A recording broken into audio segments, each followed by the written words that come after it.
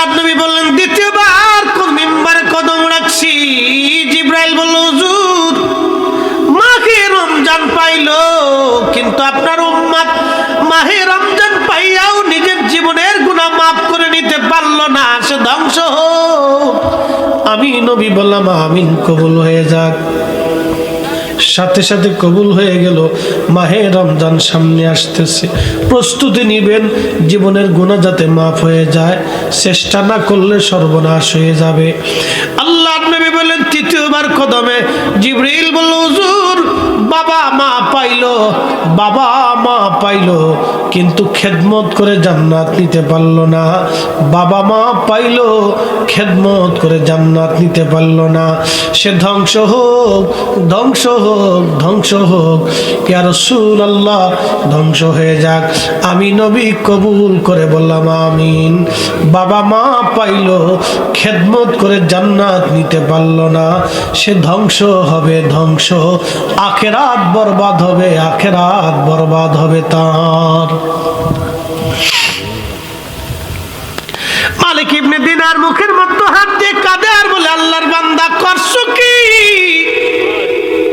সারা দুনিয়ায় আগুন লাগাই আগুন থেকে পালানোর চেষ্টা করতেছিস, এত বড় অপরাধের কি ক্ষমা হয়?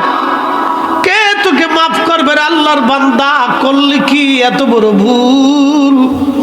তখনই মুহাম্মদ ইবনে হারুন সমরকন্দি হাত বাড়াই দিয়ে চোখের পানি সেরে সেরে কাঁদার বলে হে রব, তুমি বিপদ অপসরণকারী, মুসিবত দূরকারী আল্লাহ।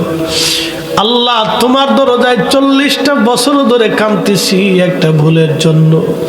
আল্লাহ এমনি তো হাত তুলি নাই, 40 বছরের ইবাদত নিয়ে তোমার দরবারে হাত বাড়াইছি।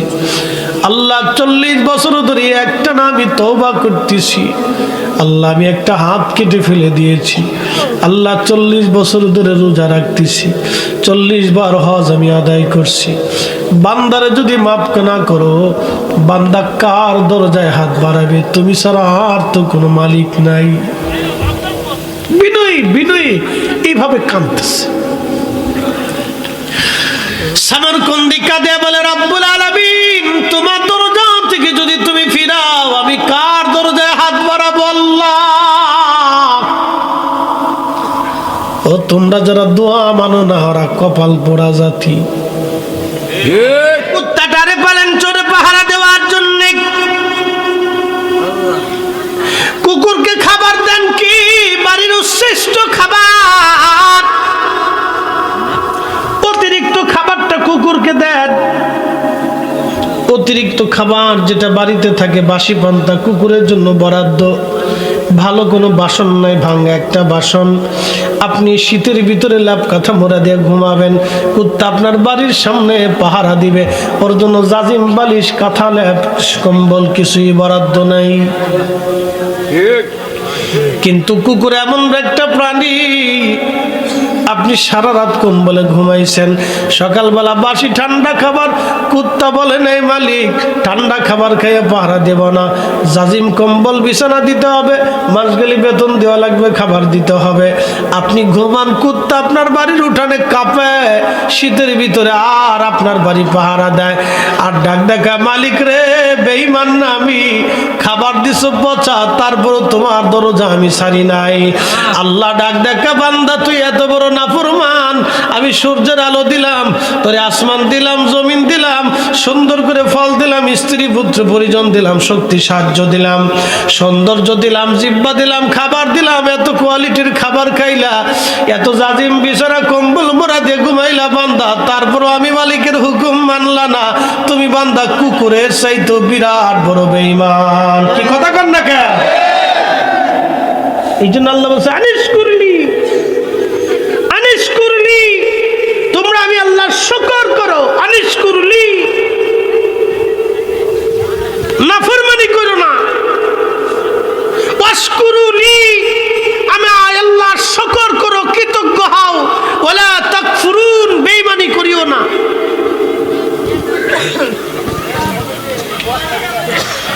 একটা বান্দারে যদি আপনি সন্তানকে 40 বছর ধরে খাবার, সন্তানের জন্য আমার কথা শুনি ভাই, খুব মনোযোগের সাথে শুনি। একটা সন্তানকে বাবা 40 বছর ধরে পরিশ্রম করে, নবীনগরের মুসলমান, যদি আজকে কোনো বান্দার মৌত হয়, ঠান্ডার জন্য কি কবর দেয়া বন্ধ হবে? জানাজা বন্ধ হবে? আপনারা কি জানাজায় আসবেন না? বাজানো, অতএব মাহফিল থেকে পালাইয়া লাভ নাই, শীতের উসিলা দিয়ে পালাইয়া কোনো লাভ নাই, কোনো ফায়দা নাই।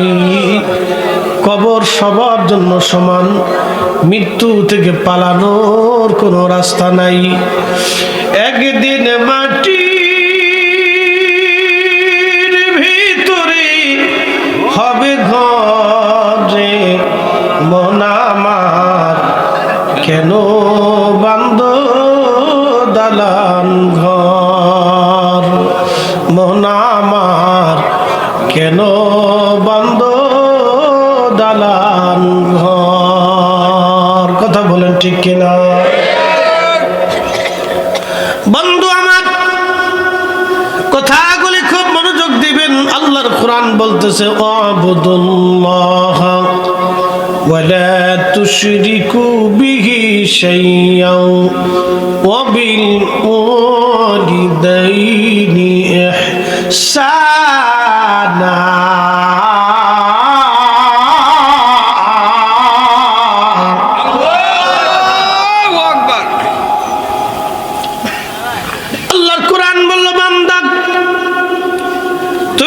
মালিকের ইবাদত করো, আমি আল্লাহর ইবাদত করো। আবুদুল্লাহ, আমি আল্লাহর ইবাদত করবে তুমি। ওয়ালা তুশরিকু বিহি শাইয়্যা, আর আমি আল্লাহর সাথে কাউকে শরীক করবে না।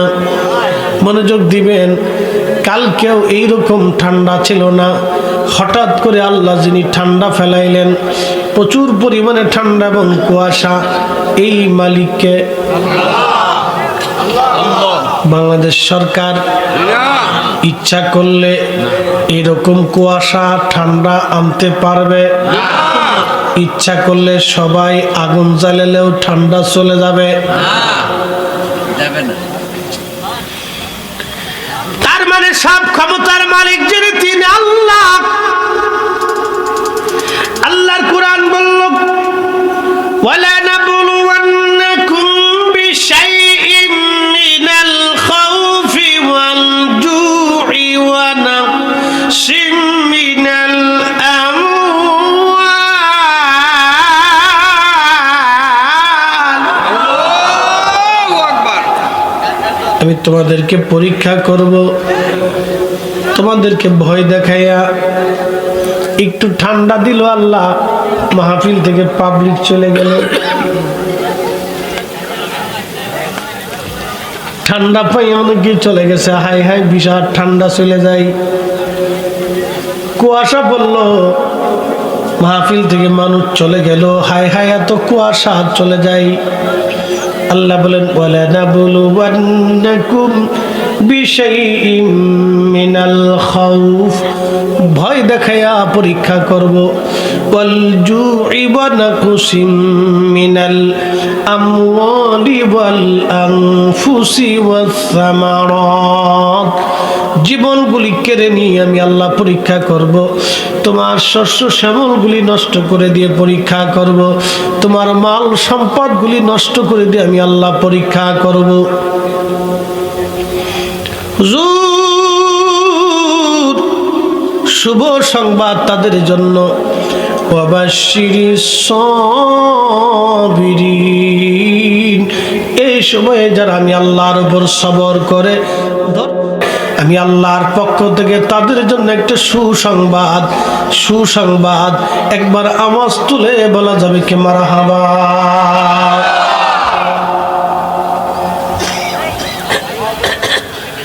নবীনগরবাসী, গ্রামের নাম কি? কারা? আচ্ছা, বুঝলো। অনেক ভুল হইলে তো বিপদ, বুঝছেন? হুজুর, হ্যাঁ, হুজুর ভুল আছে।